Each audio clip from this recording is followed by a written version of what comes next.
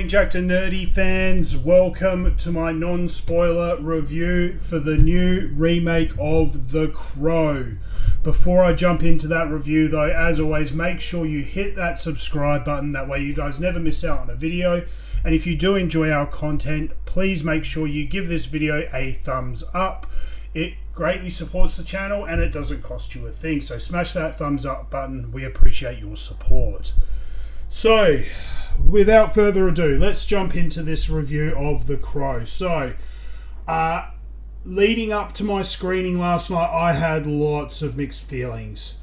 When I first heard that they were going to take a stab at doing a Crow remake, this was about 15 years ago. I wasn't really all that excited because, you know, I was just such a big fan of the original. I didn't really see the point in trying to do a remake. Over the years, you know, rumours came and went, and directors came and went, writers came and went, stars came and went. And, you know, I just figured it was never going to happen, which didn't really faze me all that much. But then when I heard that things were going into production, and, you know, it was all going ahead and Bill Skarsgård was attached to the project, I'll admit it, I was intrigued. I was intrigued. You know, I love Bill Skarsgård. I think he's a brilliant actor, and I was very interested to see what was going to happen. So, you know, things went into production. A trailer came out. The very first trailer I thought was pretty good. You know, it piqued my interest. Mrs. Jack to Nerdy was dead against it straight from the outset. She didn't like the trailer. She didn't like the idea that they were doing a new Crow movie. She's a hard and fast purist and loves the original Brandon Lee Crow. I gotta admit, I absolutely adore that film as well. I love Brandon Lee's performance. I love the film. So, you know, I'm a bit more loosey-goosey than Mrs. Jack to Nerdy when it comes to them doing remakes or adaptations. I figure give it a go, and if it's great, fantastic, and if it's not, well, we've still got the original. But Mrs. Jack to Nerdy is a purist especially when it comes to The Crow. So, I had mixed feelings, and basically 24 hours before I went into my screening, I was hearing a lot of rumblings coming out of Hollywood. I didn't read the reviews, but I know there was overwhelmingly negative reviews coming out of Hollywood about this film. So I was a little bit nervous, but as I said, I didn't read any of the reviews or listen to any of the reviews. I wanted to go in there and make up my own mind. So these are my thoughts on The Crow.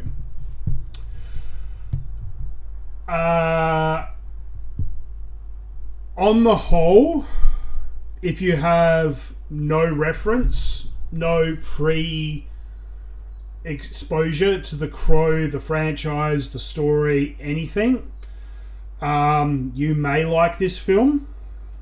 When I say may, there's not a lot of substance to this film. The mythology behind The Crow and the story behind The Crow is very, very detailed, very, very expansive. Like, there's a lot of culture behind this franchise, and they do a very, very poor job in this film of explaining it. Basically, they almost practically don't explain it at all.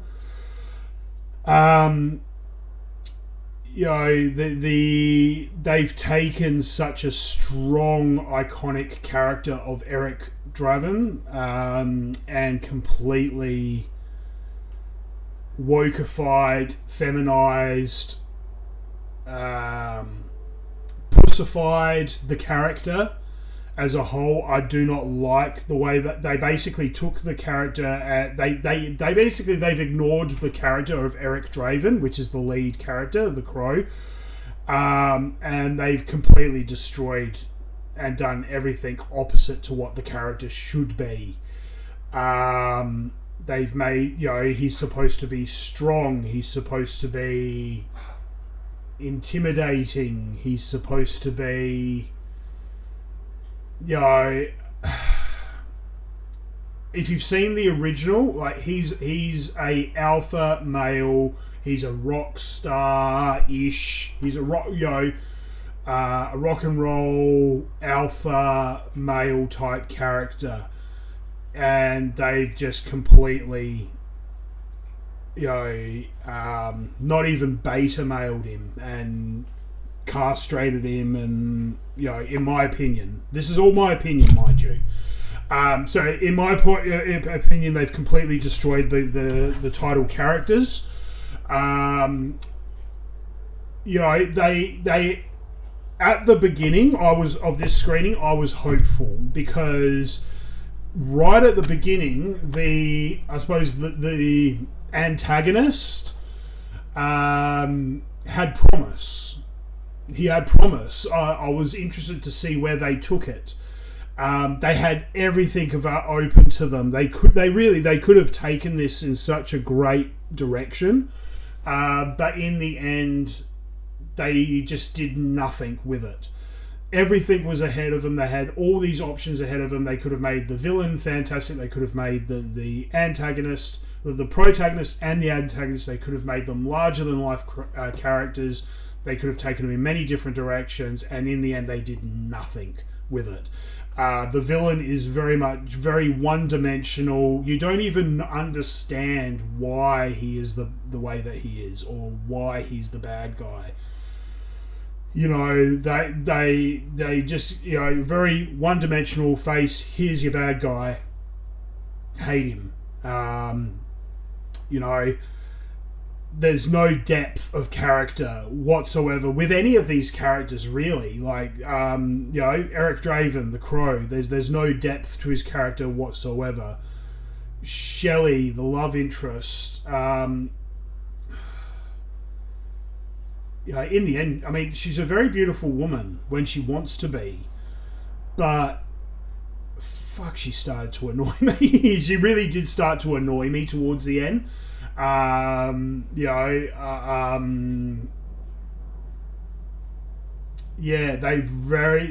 They took these very strong characters and just completely made them weak. So the woke Hollywood has done it again, in my opinion. I'm gonna quote, as I was coming out of my screening, I was standing behind two guys who were in my screening as we were going down some escalators, and I just overheard them talk, and I'm going to quote them on this. This film is very forgetful. Like, in a couple of weeks' time, you're going to forget that you even saw this film. There's very little to this film that just is going to stick in your memory or stand out to you over time. I will admit there is one decent fight scene, but albeit there's only one fight scene in this whole movie. Literally, there is only one fight sequence, and it's half decent. It is half decent. I'd say they did a good job on the fight scene, but it lasts not even 5 minutes of screen time, and this is a nearly 2-hour movie, mind you, so it does drag on a lot. But out of a 2-hour movie, there's not even a 5-minute long fight scene, which is half decent, and that's it. That's it. The rest of it is just pre-story, mopey, just woke garbage. So, in my opinion, I'm going to give this movie like maybe a 3 out of 10. 3 out of 10. That's all it's going to get out of me. Luckily, we've got the original, Brandon Lee, The Crow, which I might go back and watch this weekend just to kind of rinse the bad taste out of my mouth. Thank God we've got the original that we can always go back to. If you haven't seen the original and you were thinking about going to the cinemas to see The Crow this weekend, I would recommend not boycotting the cinema. Stay at home and get yourself a copy of the original Crow. Watch that instead. You'll be much more fulfilled, in my opinion. Again, purely my opinion. I wouldn't. Normally, I encourage everyone to go to the cinemas and make their own decision.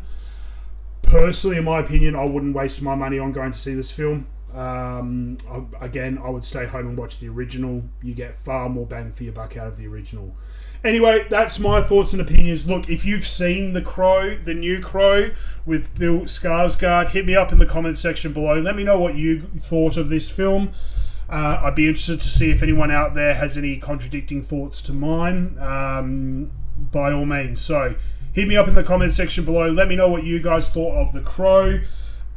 Make sure you hit that subscribe button. We got heaps more content coming out between now and the end of the year. I will not be posting any videos next week because I will be away on holiday, but I'll be back in about a fortnight's time. So make sure you hit that subscribe button. Hit me up in the comment section below. And until next time, guys, stay jacked and stay nerdy.